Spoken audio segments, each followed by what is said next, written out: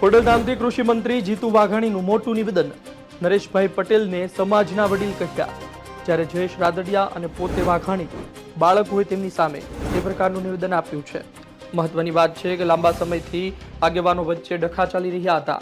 જયેશ રાદડિયાએ ઘણી વખત નરેશ પટેલનું નામ લીધા વગર તેમના પર પ્રહાર કર્યા છે. શું કોલ્ડ વોર ચાલશે કે તેનો અંત આવશે તે સવાલ હતો. આ વચ્ચે બંનેને એક મંચ પર લાવવામાં આવ્યા છે. ખોડલધામમાં જીતુ વાઘાણી બંને સાથે જોવા મળ્યા, બંને ગળે મળતા જોવા મળ્યા.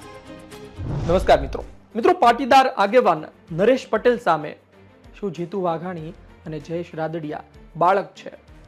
અતિ મહત્વની બાબત એ પણ છે કે શું હવે ઠેઠ વડીલપણું યાદ આવ્યું?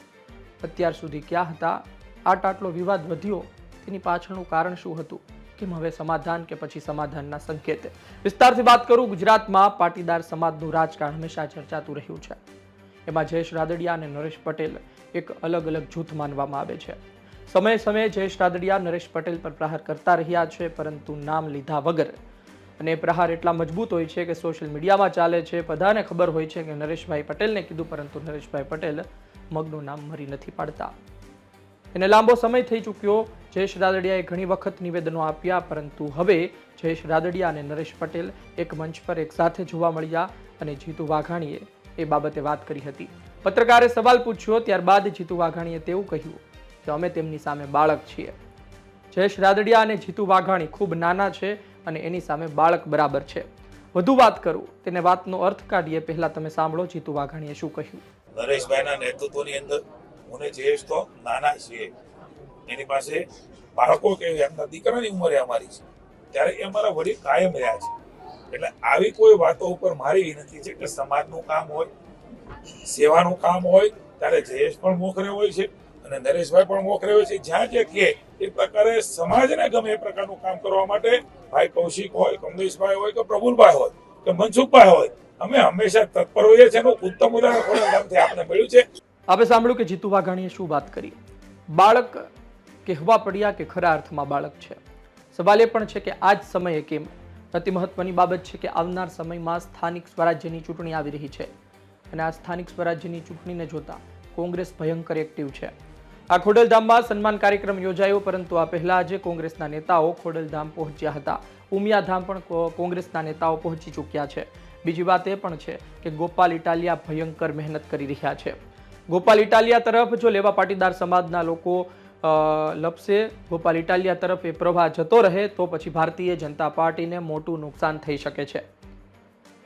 ગોપાલ ઇટાલિયા પણ ખોડલધામ જઈ ચૂક્યા છે. ગોપાલ ઇટાલિયાને પણ નરેશભાઈ સાથે ખૂબ સારા સંબંધો છે, પરંતુ વાત એ હતી કે આ બંનેના ઝઘડામાં, એટલે કે જયેશભાઈ રાદડિયા અને નરેશભાઈ પટેલના ઝઘડામાં શું ભારતીય જનતા પાર્ટીને મોટું નુકસાન થશે? નરેશભાઈ પટેલ અને તેનું જૂથ જો કોંગ્રેસ તરફ વળે, કેટલાય લેવા પાટીદાર સમાજના આગેવાનો અને જયેશ રાદડિયાને મંત્રી ન બનાવ્યા તેનો વસવસો રાખી કેટલાય આગેવાનો ગોપાલ ઇટાલિયા તરફ વળે, તો પછી ભારતીય જનતા પાર્ટીને સૌરાષ્ટ્રમાં મોટું નુકસાન થઈ શકે છે.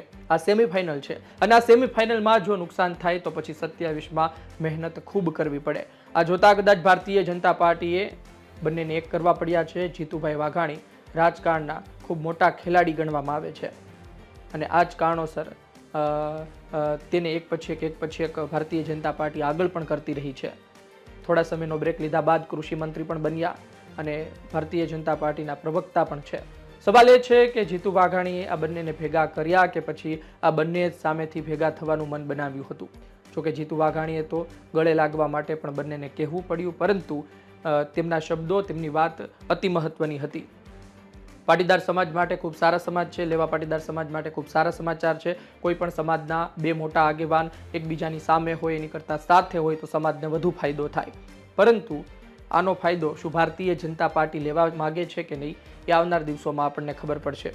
એ પણ ખબર પડશે આવનાર પરિણામમાં કે બંને સાથે હોય તો શું પરિણામ આવી શકે, બંને અલગ હોય તો શું પરિણામ આવી શકે.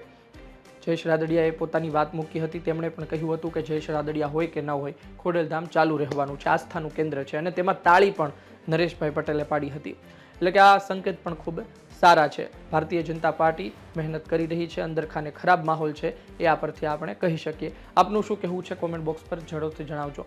ખાસ એ છે કે લેવા પાટીદાર વોટ બેંકનો ડર શું ભારતીય જનતા પાર્ટીને હતો કે પછી ભારતીય જનતા પાર્ટીને અત્યારે એવું લાગ્યું કે હવે બધા આગેવાનોને ભેગા કરવા જોઈએ, પાટીદાર આગેવાનો જે ભારતીય જનતા પાર્ટીમાં મોભાના સ્થાન પર એમને લાગ્યું કે હવે આ બંનેને એક કરવા જોઈએ. અત્યાર સુધી નહીં ને હવે કેમ? સવાલ એ હતો. આપનો અભિપ્રાય કોમેન્ટ બોક્સમાં જરૂરથી જણાવજો. આ વિડીયો માહિતી પસંદ આવી હોય લાઈક કરજો, શેર કરજો. ધન્યવાદ.